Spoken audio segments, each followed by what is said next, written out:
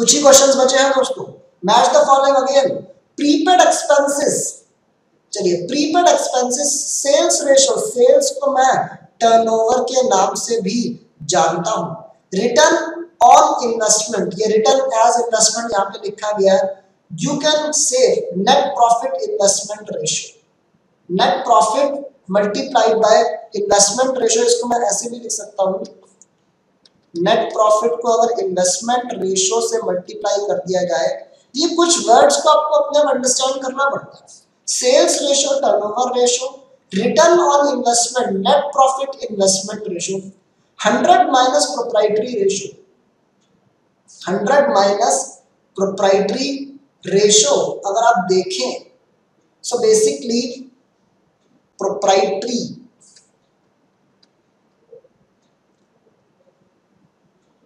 Ratio को अगर हटा दिया जाए तो basically it is current ratio, you can say it is current ratio, you can say. Proprietary ratio को अगर हटा दे so basically it is a type of जो वर्किंग कैपिटल रेशो आपकी दिखाती है, it is a solvency ratio एक तरीके से जो आपके बिजनेस की दिखाती है। सो बेसिकली ए का मेरा जा रहा है करंट रेशो में, क्योंकि करंट एसेट होता है। बी का सेल्स रेशो का मतलब turnover ratio, return on investment का सेकंड एंड डी का फर्स्ट बचता है। सो आंसर इज ए, सही जवाब है। Next question again match the following. Interest in fund, goods purchased on credit, commission outstanding and net loss. अब goods purchase on credit की बात करें तो बेसिकली एक गुड्स आए, लायबिलिटी बढ़ी, there should be no flow of funds. मतलब B का अगर बात करूं तो 4 होना चाहिए, दैट मींस सी और डी में से आंसर होगा।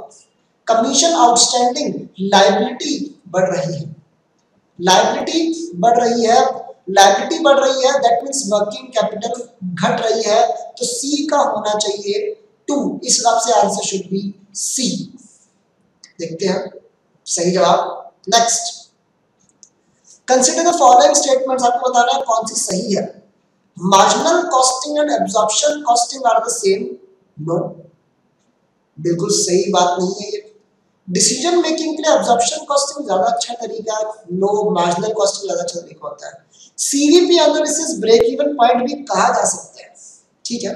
Marginal costing is based on distribution between fixed and variable cost. अब इसने पूछा है कि कौन सी स्टेटमेंट सही है, 4 एंड 2। मैंने आपको बताया फर्स्ट गलत है, सेकंड गलत है, सही है 3 and 4। So C answer correct. Next, which of the following are advantages of marginal costing?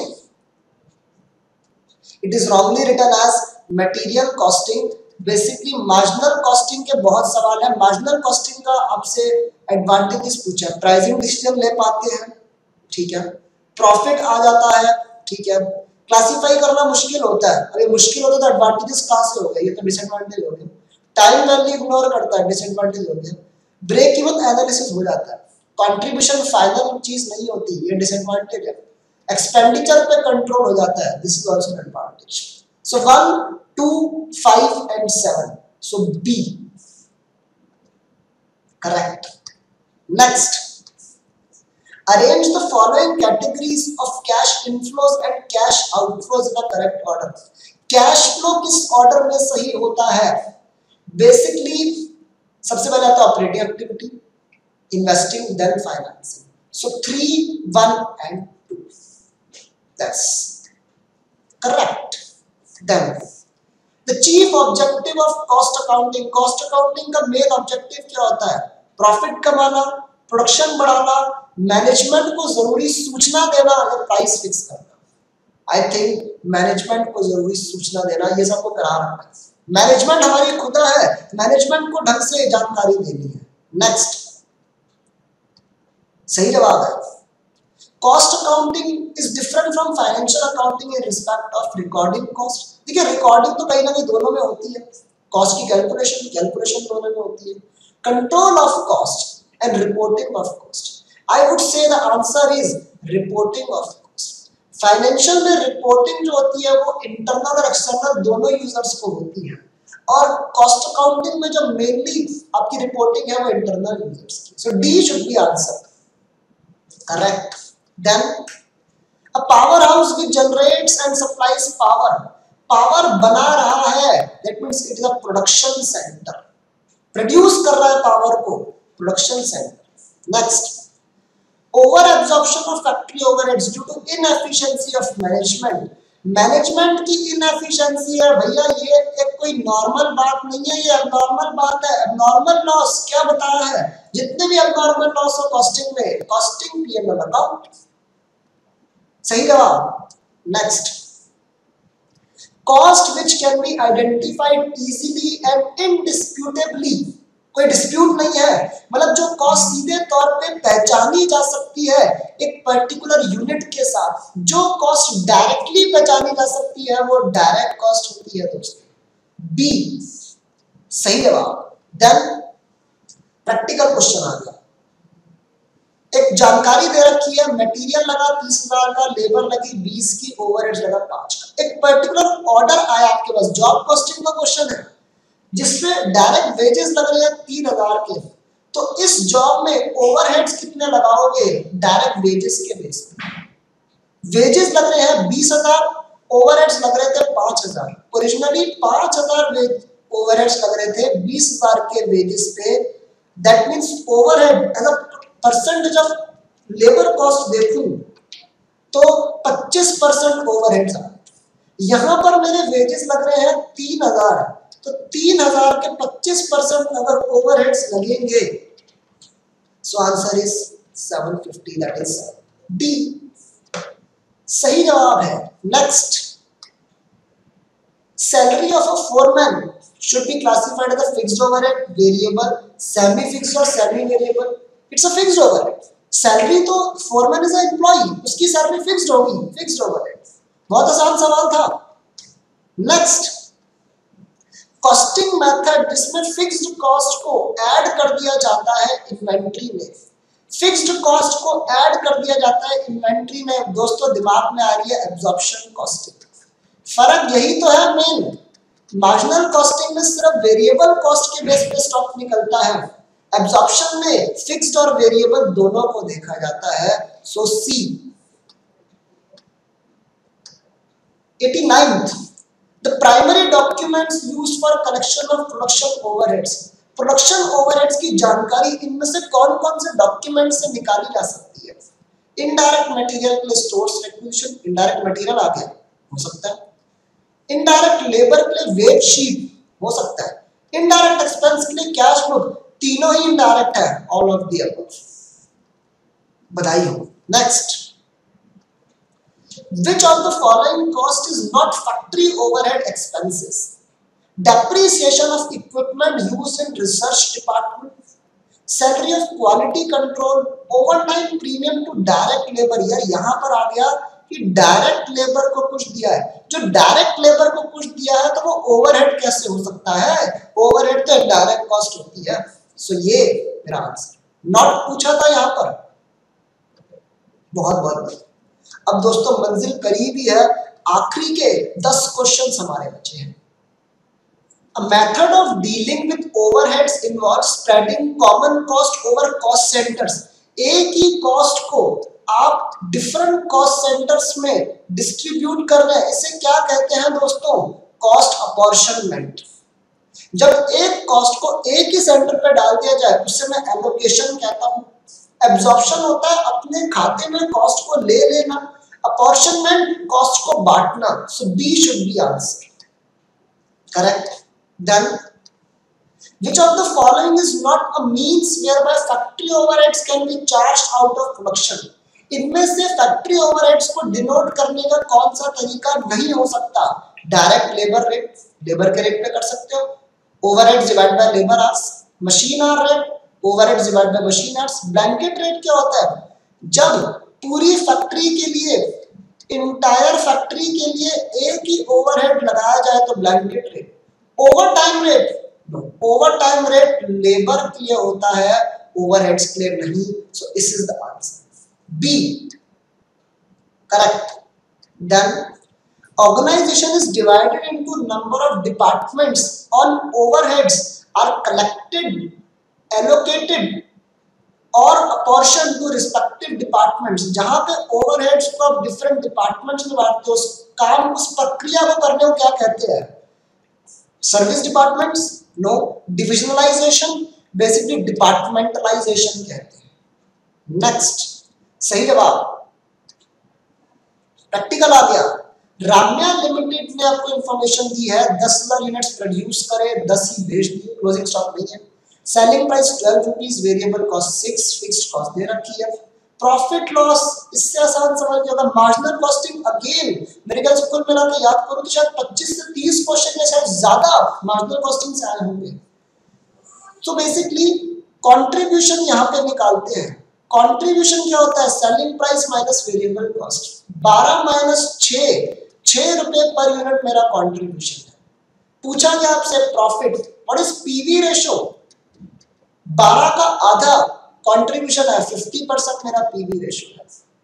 चलिए सेल्स आप कर रहे हैं 10,000 यूनिट्स, 10,000 यूनिट्स की सेल्स कर रहे हो, 6 रुपए का कंट्रीब्यूशन है, तो अल्टीमेट कंट्रीब्यूशन हो गया 60,000।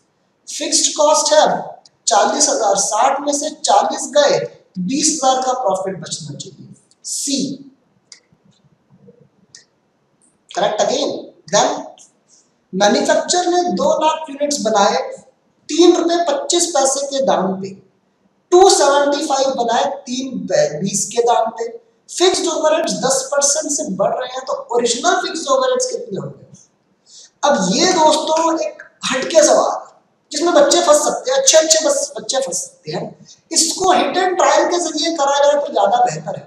देखिए इसने बोला है कि मेरी पर यूनिट कॉस्ट कम हो रही है, मेरी फिक्स्ड कॉस्ट बढ़ रही है, तो ओरिजिनल फिक्स्ड कॉस्ट कितनी थी? देखिए अगर मैं हिसाब लगाऊं तो मैं अगर एक पर्टिकुलर ऑप्शन लेके यहाँ पे इनपुट करके देखता हूँ, 50,000 को पुट करके देखता हूँ, मान लीजिए मेरी फिक्स्ड कॉस्ट ओरिजिनल 50 थी, तो जब मैं 2 लाख यूनिट्स बना रहा था तो मेरी कॉस्ट पर यूनिट पड़ रही थी 3.25 2 लाख यूनिट्स के लिए। यानी टोटल कॉस्ट की बात की जाए तो 3 रुपए 25 पैसे इंटू 2 लाख यूनिट्स 6,50,000 बढ़ रहा था। So it can be said कि 50,000 तो फिक्स्ड कॉस्ट है ना, वेरिएबल कॉस्ट रही होगी 6 लाख, यानी 6 लाख डिवाइड बाय 2 लाख, 3 रुपए प्रति यूनिट। अब फिक्स्ड कॉस्ट बढ़ रही है, वेरिएबल कॉस्ट पर यूनिट तो सेम रहती है। सो अब जब मैं 2,75,000 यूनिट्स बना रहा हूं तो at the rate of 3 per unit variable cost मेरी होनी चाहिए 275 इंटू 3, दैट मीन्स 8,25,000। जबकि टोटलिटी में total cost is given as 3.20 into 275, 8,80,000। अब 8,25,000 और 8,80,000 में अगर डिफरेंस देखा जाए तो it should be fixed cost 880 minus 825, so it is coming as 55,000। 55,000 बढ़ी हुई कॉस्ट है, इस ये 10% बढ़ी हुई है, 55 10% बढ़ी हुई है, यानी 110% पर है, तो ओरिजिनल कॉस्ट कितनी रही होगी दोस्तों? 55,000 डिवाइड बाय 110%, आंसर आ गया 50,000। तो मेरा पहला तुक्का ही फिट बैठ गया। अलग क्वेश्चन था ये, 50,000 शुड बी द आंसर। समझ में आया? नेक्स्ट करेक्ट है। Again practical.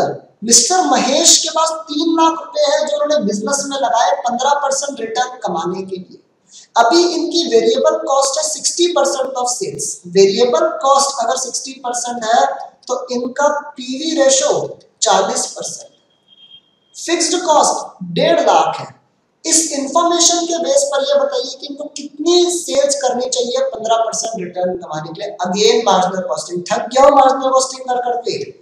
डिजायर्ड सेल्स की बात करें सो fixed cost plus desired profit, ये डीपी डिस्प्ले पिक नहीं है, डिजायर्ड प्रॉफिट है, divide by PV ratio.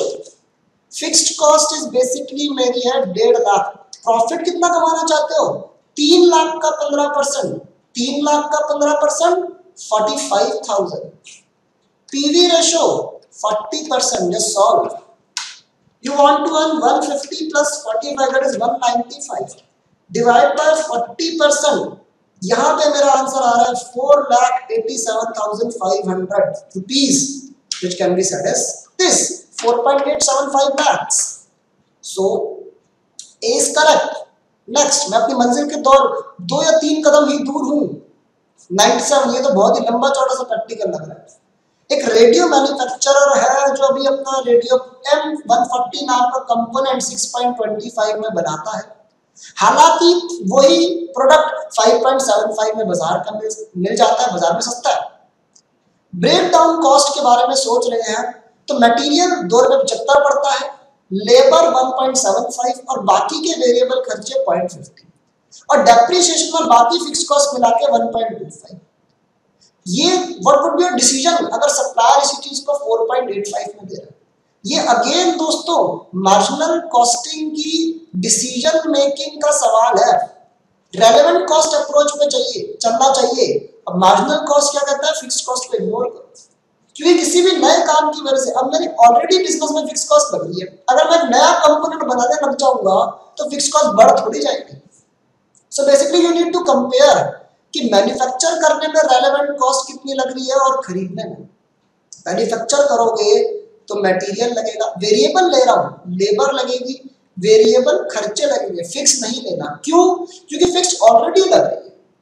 It is not relevant for the manufacturing of that particular component, तो वो कंपोनेंट में फिक्स्ड कॉस्ट नहीं चार्ज करनी चाहिए। फिक्स्ड कॉस्ट इसके लिए इररेलेवेंट कॉस्ट हो गई। मटेरियल हो गया 2.75, labour is 1.75, variable expenses is 0.50। Total करें सो 3.5, 4.5 and 5। जबकि खरीद रहे हो तो वो मिल रहा है 4.85 का, तो भैया खरीदने में सस्ता पड़ रहा है ना, खरीद लो। बी सही जवाब। Next,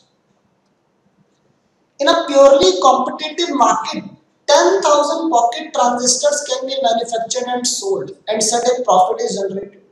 It is estimated that 2,000 transistors need to be manufactured and sold in a market to earn the same profit. Profit same है।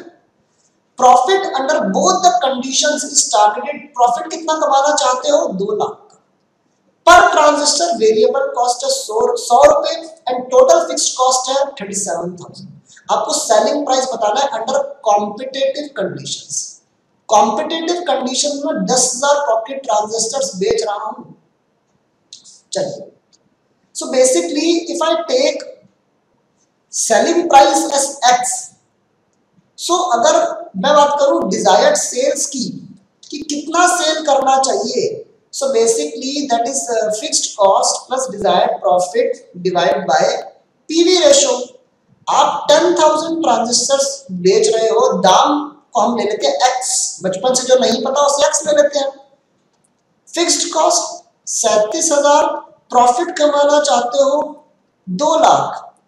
पीवी रेशो के बारे में जानकारी आपको नहीं है। What is PV ratio? PV ratio is basically said as,